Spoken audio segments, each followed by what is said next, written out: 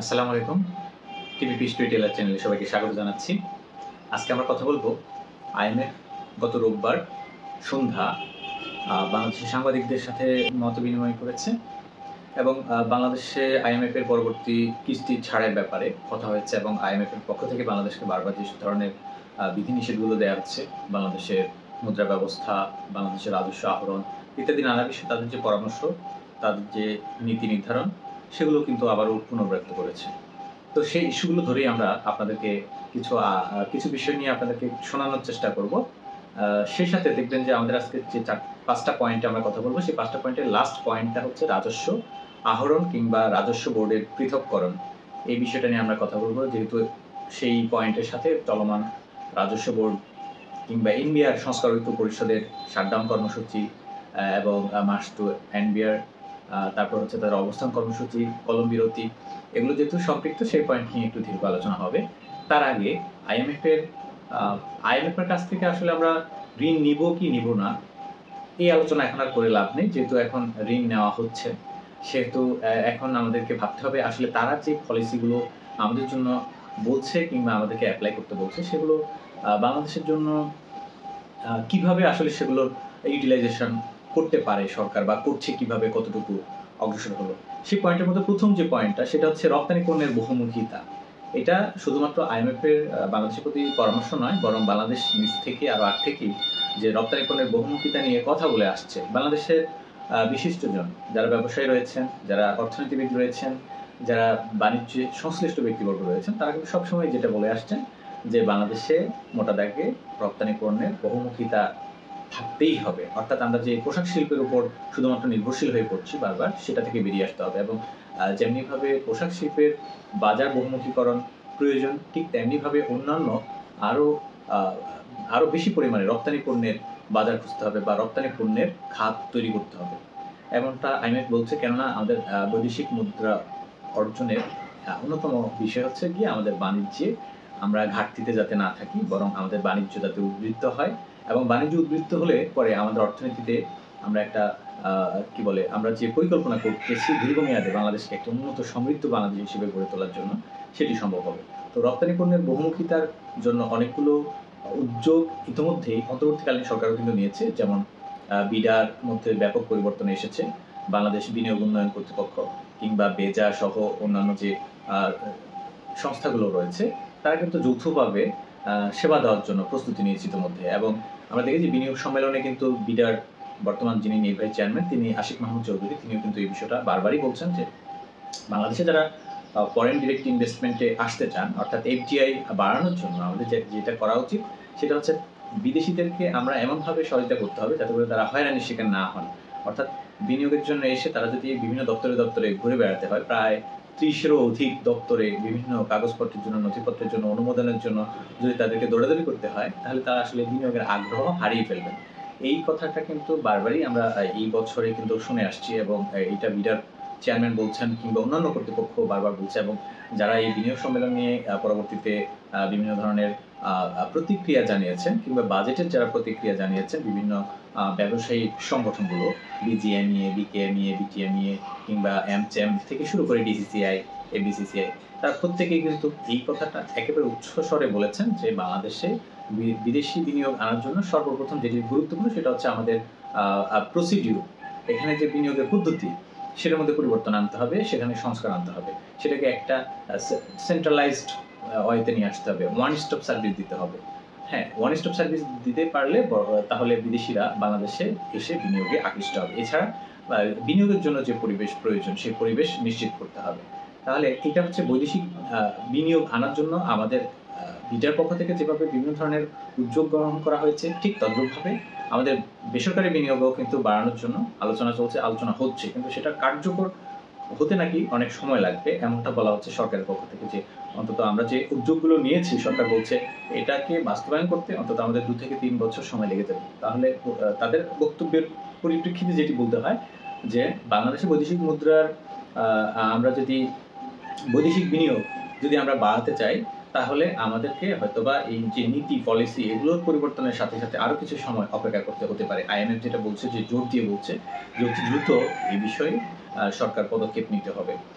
তিন নম্বর যে পয়েন্টটি সেটা হচ্ছে শাসন ব্যবস্থা শক্তিশালীকরণ, যেটা IMF বলছে, এবং এটার সাথে কিন্তু দেখা যাবে যে আগের দুইটা পয়েন্ট এবং পরের দুইটা পয়েন্ট সবগুলোর মধ্যেই কিন্তু সম্পর্ক রয়েছে। শাসন ব্যবস্থা যদি শক্তিশালী না হয় তাহলে যেমনিভাবে রপ্তানি পণ্যের বহুমুখিতাও নিশ্চিত করা যাবে না, আবার বৈদেশিক বিনিয়োগও কিন্তু বাড়ানো সম্ভব না। কারণ রাজনৈতিক স্থিতিশীলতা যদি না থাকে কোনো দেশে তাহলে সেখানে কিন্তু বৈদেশিক মুদ্রা আশানুরূপভাবে আনা কোনোভাবেই সম্ভব হয় না। কারণ একটা দীর্ঘস্থায়ী এবং টেকসই পলিটিক্যাল প্র্যাকটিস যদি থাকে কোনো একটা দেশে তাহলে নিশ্চয়ই সে দেশে অন্যান্য দেশগুলো বিনিয়োগের জন্য আগ্রহ খুঁজে পাবে।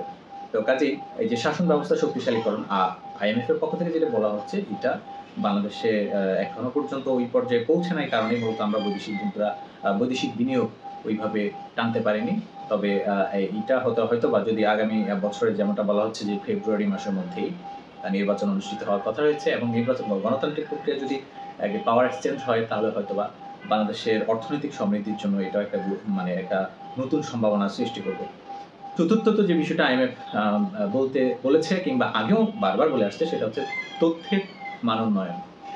আমাদের আসলে কোয়ালিটি ইনফরমেশন সার্ভিসটা একেবারেই ফোর লেভেলের। এই বিষয়টা আমি বিগত কয়েক মাস থেকে যখন বিভিন্ন ব্যবসায়ী সংগঠন কিংবা রাজস্ব বোর্ডের বিভিন্ন সেমিনারে গিয়েছি তখন দেখেছি যে তারা বলছেন, রাজস্ব বোর্ডের বর্তমান যিনি চেয়ারম্যান আব্দুর রহমান খান, তিনিও বারবার কথাটা বলছেন যে বাংলাদেশের রাজস্ব কাঠামোতে যত ধরনের তথ্য তৈরি হয় এই তথ্যগুলোর মধ্যে যথেষ্ট রয়েছে, যথেষ্ট গ্যাপ রয়েছে।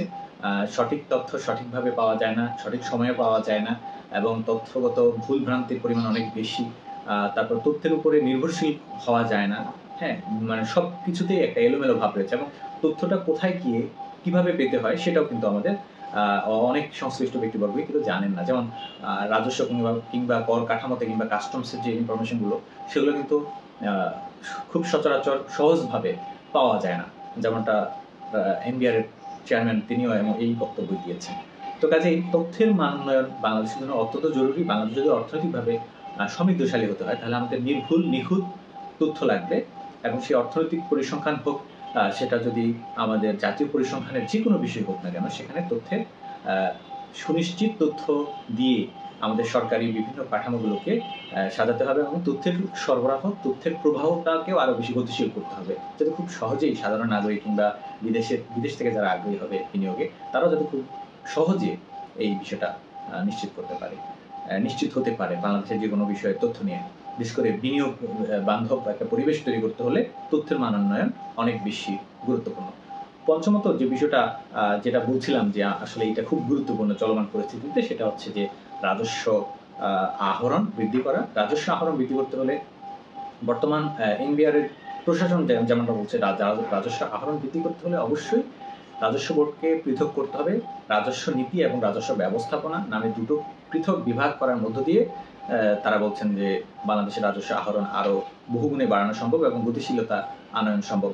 যদিও এর বিরুদ্ধে অবস্থান নিয়েছে রাজস্ব বোর্ড সংশ্লিষ্ট যতগুলো দপ্তর রয়েছে, সবগুলো দপ্তর, কাস্টমস, কর, ভ্যাট, সবগুলোর কর্মকর্তা কর্মচারীদের একটা বৃহৎ অংশ এর বিরুদ্ধে অবস্থান নিয়েছে। তারা কোনোভাবেই রাজস্ব বোর্ডকে পৃথক করে দুভাগ করতে দিতে চান না, এবং তাদের যে বক্তব্য সেটা হচ্ছে তারা মূলত এক নম্বর কথা হচ্ছে তারা আসলে তারা বলছেন, কিন্তু তারা যুক্তি তুলে ধরছেন না। আমি যতটুকু দেখছি যে তারা বলছেন যে এটা আসলে এক ধরনের ষড়যন্ত্র, রাজস্ব বোর্ডকে পৃথক করাটা এক ধরনের ষড়যন্ত্র। তারা বলছেন আব্দুর রহমান খান বর্তমান চেয়ারম্যান, তার অপসারণ জরুরি। হ্যাঁ, তারপরে তারা বলছেন যে আসলে এখানে বিদেশি ষড়যন্ত্র রয়েছে, নানা কথাবার্তা রয়েছে। তো এবং এইটির বাইরে আমি জাস্ট যেহেতু IMF-ও চাচ্ছে যে বাংলাদেশের রাজস্ব বোর্ডের একটা সংস্কার হোক, বাংলাদেশের রাজস্ব বোর্ড পৃথক হোক, এবং বাংলাদেশ যেভাবে দুর্নীতিগ্রস্ত দেশে পরিণত হয়েছে, বিশেষ করে কয়েকটা খাতে দুর্নীতির পরিমাণ একেবারেই ঊর্ধ্বগতিতে বেড়েই চলছে। সেটা হচ্ছে পাসপোর্ট অফিস, তারপরে আইন প্রয়োগকারী সংস্থা, BRTA, এবং আমাদের যে ভূমি রেজিস্ট্রেশন যেখানে হয় সেই খাত, এবং তারপরে এই যে রাজস্ব আহরণ খাত, এই 5-6টা খাতে কিন্তু দুর্নীতির পরিমাণটা অনেক বেশি। তো কাজে রাজস্ব বোর্ডকে যদি দুটো পৃথক বিভাগ করা হয় তাহলে আশা করা যায় যে এখানে মনিটরিং করাটা অনেক সহজ হবে এবং দুর্নীতির পরিমাণটা কিছুটা হলে কমতে পারে। এটা একেবারে আমজনতার বা সাধারণ নাগরিক হিসেবে যতটুকু উপলব্ধি। আর এর বিপরীতে কিন্তু চলমান যে আন্দোলন, তারা গত মে মাসেও কিন্তু প্রায় 1 সপ্তাহেরও বেশি সময় ধরে রাজস্ব বোর্ডের কর্মকর্তা কর্মচারীরা রাজস্ব NBR সংস্কারিত পরিষদের ব্যানারে তারা কিন্তু কলম বিরতি পালন করেছিল এবং সেখানে সেই সময়েও অর্থাৎ মে মাস, জুন মাস, এই দুটো মাস কিন্তু আমাদের জাতীয় অর্থ বছরের একেবারে শেষ দুটি মাস, এবং এই সময়ে আমাদের রাজস্ব আহরণের হিসাব নিকাশ চূড়ান্ত হয়। কিন্তু দেখা গেছে যে আমাদের যে টার্গেট রাজস্ব আহরণের, সেই লক্ষ্যমাত্রাকে আমরা পৌঁছাতে পারিনি। রাজস্ব আহরণ যদিও বৃদ্ধি পেয়েছে, কিন্তু সেটার যে লক্ষ্যমাত্রা, সেই লক্ষ্যমাত্রায় আমরা পৌঁছাতে পারিনি। তো এই যে ব্যর্থতার পেছনে কিন্তু চলমান আন্দোলন পরিস্থিতিতে একটা প্রভাব ফেলেছে, এবং পরবর্তীতে এসে তারা কিন্তু আবারও জুন মাসের 20 তারিখ 21 তারিখ থেকে তারা কিন্তু আবার আন্দোলন নামার ঘোষণা দিয়েছে, এবং জুনের 23 তারিখ থেকে তারা কিন্তু এখনো পর্যন্ত কলম বিরতি সহ পরবর্তীতে গত দুদিন আগ থেকে শাটডাউন কর্মসূচি, মার্চ টু এনবিআর কর্মসূচি দিয়ে আসছে। এই কারণে বাংলাদেশের যতগুলো স্থলবন্দর রয়েছে, নৌবন্দর রয়েছে, প্রত্যেকটা বন্দরে কাস্টমসে রপ্তানি আমদানি একেবারে বাধাগ্রস্ত অবস্থায় পড়ে আছে। এর পরিপ্রেক্ষিতে যেটা ব্যবসায়ীদের সংগঠন, বিভিন্ন সংগঠন, প্রায় 10টির মতো সংগঠন, বিজিএমইএ, বিকেএমইএ, এমসেন সহ বিসিসিআই, বিসিসিআই, তারা সবাই একত্রে বিবৃতি দিয়েছে যে তারা আসলে সরকারি সংস্কারের পক্ষে, রাজস্ব বোর্ডের সংস্কারের পক্ষে।